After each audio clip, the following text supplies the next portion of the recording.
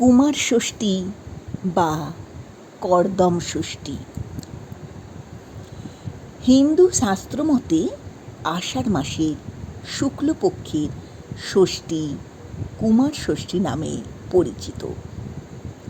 আষাঢ় মাসের শুক্লপক্ষের ষষ্ঠী তিথি দেবাদিদেব মহাদেব এবং দেবী পার্বতীর পুত্র দেব সেনাপতি কার্তিকের জন্মতিথি। স্কন্দপুরাণ অনুযায়ী এই শুভ তিথিতেই সেনাপতি কার্তিক অধর্ম নামক অসুরকে পরাস্ত করে বধ করেছিলেন।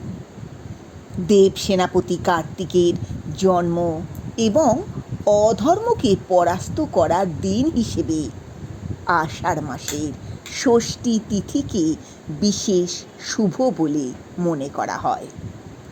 কুমার ষষ্ঠীর দিন ভগবান কার্তিকেয়কে সম্পূর্ণ ভক্তি ও নিষ্ঠা ভরে পুজো করা হয়।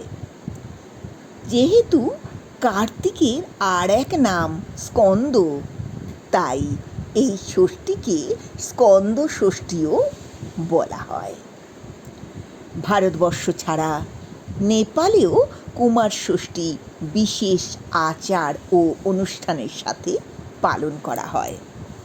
ভক্তরা এই দিন চন্দন, ধূপকাঠি, ধুনো, ফুল ও ফল ভগবান কার্তিকের উদ্দেশ্যে নিবেদন করে।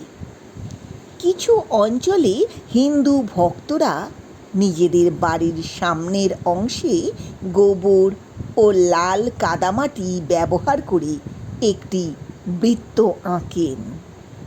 সকালে ঘুম থেকে উঠে স্নান করে শুদ্ধ জামা কাপড় পরে ভগবান কার্তিকের উদ্দেশ্যে প্রার্থনা করে তবেই ব্রত ভঙ্গ করেন। ভক্তরা ভগবান কুমারের কাছে প্রার্থনা করেন যাতে তারা সমস্ত পৈশাচিক দোষ থেকে মুক্ত হতে পারেন এবং সারা জীবন আধ্যাত্মিক এবং মানসিকভাবে সুস্থ থাকতে পারেন।